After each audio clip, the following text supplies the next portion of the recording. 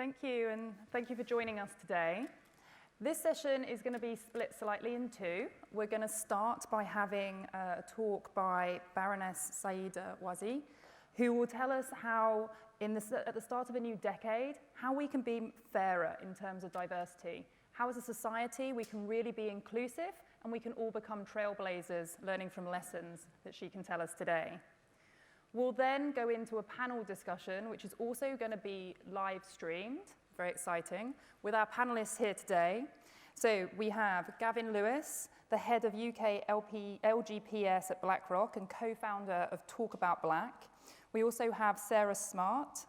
Sarah is on the board of the TPR and also a part of the Independent Investment Committee at the Unilever Pension Scheme. And finally, but not least, Daniel Caring, Head of Pensions at Travis Smith, and also with me on the D&I Advisory Board at the PLSA. He's also recently published our Diversity and Inclusion Made Simple guide. I encourage everyone to have a look at this throughout the session. It is part of the app, and you can also pick up a version at the PLSA stand. Please do remember that you can ask questions throughout the session on the app. We'll try and answer those at the end. We've allowed plenty of time. And please do use the tweet, which is hashtag PLSA 2020. So over to you, Sayeeda. Please do tell us how we can become trailblazers.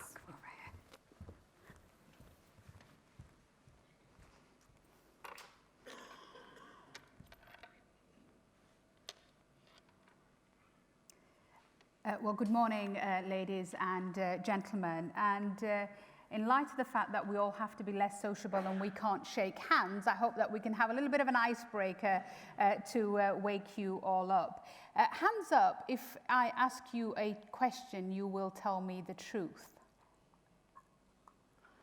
I hope nobody's going to. I hope nobody's going to say they're not going to tell me the truth. I'm going to give you 5 different words, and I want you to put your hands up at the end of it, so I'll read them out to you once and then read them out again, as to which one you see when you see me up here. So the 5 words are woman, Asian, working class, Yorkshire, or Muslim. So I'm going to run through them again. Woman, Asian, working class, Yorkshire, Muslim. Thank you. I think overwhelmingly, thankfully, you all thought I was a woman, which is probably a bit of good news. But interestingly, the reason I asked you that was because often what you see is not the way in which people see themselves. And I noticed that there were probably about 3 or 4 hands up for the way in which I firstly see myself, and that's working class. And yet, interestingly, the other, or the difference, or the immediate that other people saw about me was very different. So what you think somebody is not necessarily what they think they are. And for me, throughout my career, it's been interesting because often people will say, she was the first Muslim in cabinet. And yet so often for me, when I sat around those tables, it wasn't the fact that I was the Muslim in cabinet or the woman in a certain place or the Asian in a certain place. It was often my upbringing and how I defined myself in terms of class. Diversity, ladies and gentlemen, is often seen as a nice thing to do. Morally right, makes us feel better. But increasingly, the commercial case has become unquestionable. Diverse boards make better, quicker, more accurate decisions, have a higher propensity to be profitable, and more open to innovation. I won't bore you with all the stats. They're in the brochure that you've already been shown, and it's on the app. And why? Because in the end, you create a team which is different. It has a different way of thinking, and problem solving is based upon different experiences. And I want to give you 3 examples from my own life. I first was appointed to the House of Lords in 2007. At the time, I was aged 36. The average age in the House of Lords is 69. When I entered the House of Lords, I was the youngest member, and I think there were less than half a dozen of us under the age of 40. I think there are still less than 40 of us under the age of 50 in a House of 800 plus members. We are referred to as the Generation X. We're referred to the newbies in the House, the younger members of the House, and yet most of us, and some of us, are married with kids and some with grandkids. The fact that we have a second chamber in this House, which is scrutinizing legislation, often putting forward the amendments as to how we feel legislation can be better, and is trying to represent a society which both male and female, the average age is lower, far lower than the average age of the House, in itself shows how challenging this can be. Secondly, in the Foreign Office, one of the terms that I coined when I was in the Foreign Office was something that I called Heineken diplomacy, the diplomacy that reaches those parts that the diplomacy cannot. Often at the Foreign Office, the sense of our man abroad, and it often is the sense that it's our man abroad, is a man, usually Oxbridge educated, usually from a certain background, white, of a certain age. And therefore, to be in the Foreign Office engaged in diplomacy at a time when what your counterparts did not expect was a 30-odd, 40-something-year-old Yorkshire woman who was Asian and 5'2" to turn up was in itself a challenging issue. But what it did was that it allowed us to do diplomacy in a way that we hadn't done before. Let me give you 3 very specific examples. I was the Minister for Afghanistan for about 2.5 years. At the time, Britain was engaged in quite serious negotiations in a tri-party set of negotiations between Afghanistan, Pakistan, and the United Kingdom about the drawdown of our troops and what Afghanistan would look like once the Allied troops had left. And during that time, some of the conversations were difficult, they were challenging, and often we had felt in the past that there were things that we could not say because we would be seen as an ex-colonial power, a white ex-colonial power, telling these countries what they should do. And immediately, because I was not a white elderly gentleman, started to change the way in which those conversations took place. Understanding the subtleties, being aware of the sensitivities, being prepared to go that little bit further, speaking different languages, appearing visually different, all of those things meant that we could do diplomacy in a slightly different way. And added to that was some very specific work that we did around freedom of religion and belief. And whereas in the past, when we had spoken to foreign governments about the way in which they treat their minorities, often in many of these countries they were Christian minorities, we had been accused of interfering and of being colonialist.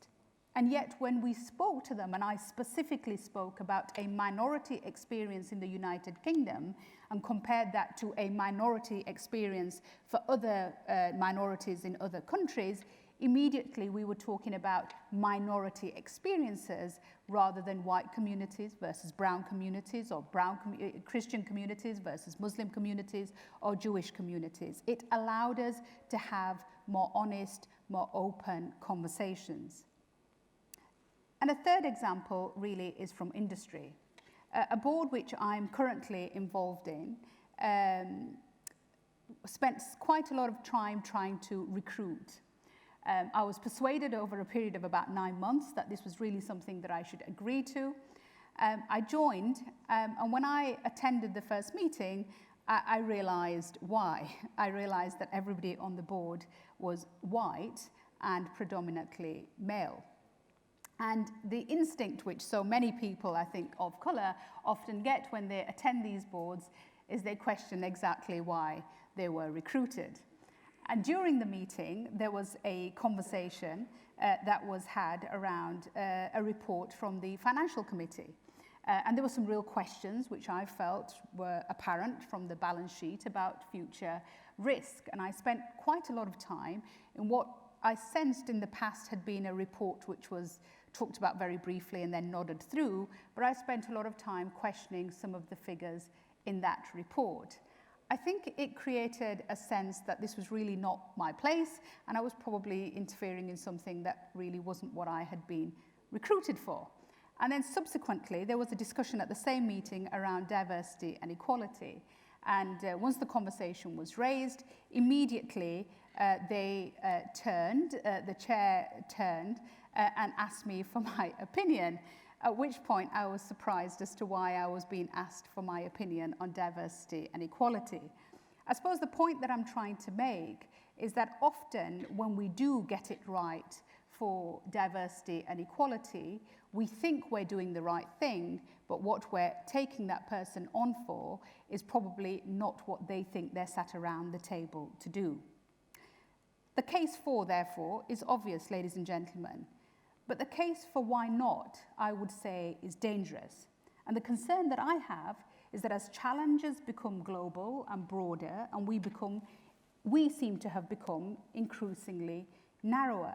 And without having made the inroads on equality and inclusion, we are seeing, I believe, a slow march both nationally and globally towards increased nativism.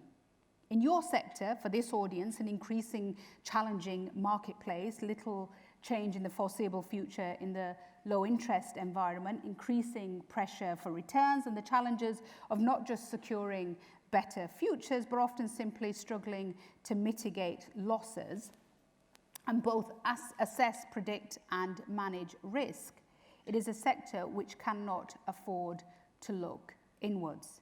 And there is no doubt that it could benefit from new and fresh thinking. How can anyone still genuinely believe that the solution to the pension crisis is more of the same solutions being proposed by the same kind of people? And in your industry, far more than others, the value of diversifying portfolios is a given, and thus, as an industry, should be market leaders in diversifying advisors, decision makers, and leaders. And whilst the need for new and diverse has caught on downstream, I think you would all accept that the take-up has been painfully slow amongst trustees and higher up. So what can we do about it? Some takeaways, some practicals. What can we do differently? I would say start by getting on the front foot. Reset.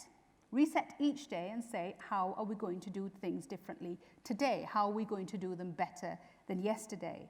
Acknowledge mistakes. Address your own demons and self-reflect. And often boards, like people in public life, become defensive. They feel like their back's up against the wall. They feel like they're having to justify their position. I would say take a much more positive approach and accept that you don't always get it right. I've spent most of my life campaigning around equality, specifically around racial equality, and yet so fundamentally got it wrong when it came to LGBTQ rights. And I think assessing, thinking, stepping back, acknowledging mistakes, and moving forward is far better than continuing to be defensive. Treat, recruit, and welcome others as we would wish to be treated and recruited and welcomed.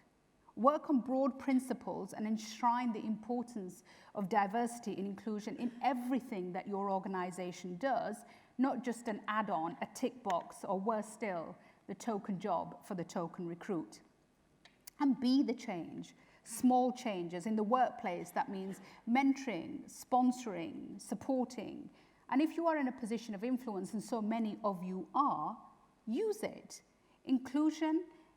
Use inclusion as a way of putting pressure on those upon whom you have influence and who can make a change. Set targets, however small or large, but then work towards them within specific timeframes. And selfishly see the vested interest on what in the end will become an improved board. Now, the question that's been posed for this session has been, are all diversities equal?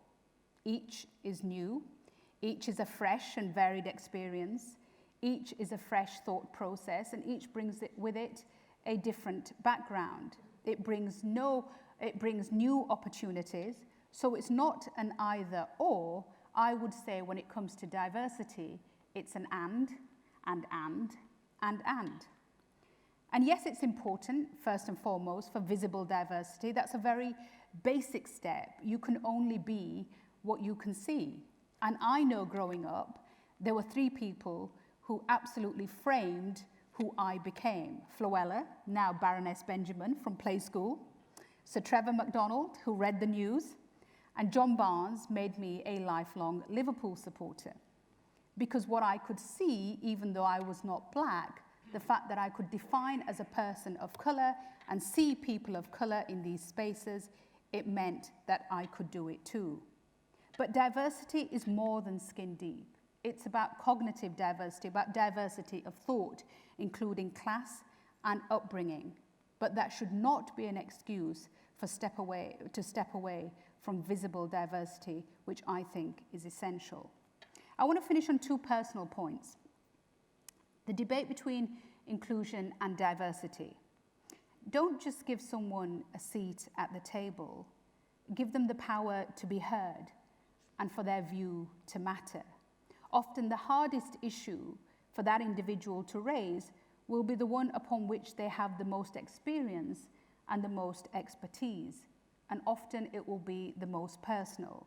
And often they will have their own concerns about raising those issues because they will have concerns about tokenism and about becoming stereotyped. And that takes me to the second point, authenticity. Don't bring people in and then create an environment where they feel they need to behave just like everyone else that was there before them. Let them be themselves. Allow them the space to bring that difference to the table, which was why you went out and recruited them in the first place. And I want to end on this. A level of humility. We don't all have the answers, however amazing we may think we are. And it reminds me of a very personal moment. It was a late evening on a Friday when I was travelling back from Parliament to Yorkshire to spend the weekend at home with my family. And when I was sat in the train, and I'd had a really busy week, including lots of media interviews that week, and I was sat on the train on my way home, and a gentleman was sat in front of me, and he turned to me during the journey and said, "Are you Baroness Warsi?" And I said, yes. I said, "Did you recognize me?" I thought, he's clearly seen me on the telly. He knows who I am. So I said, yes, I am. And I said, "Why do you ask? You know, have you read something that I wrote, or did you see me on the television?" And he said, "No, it just says it on the badge that you're wearing." It put me in my box. Thank you very much, ladies and gentlemen.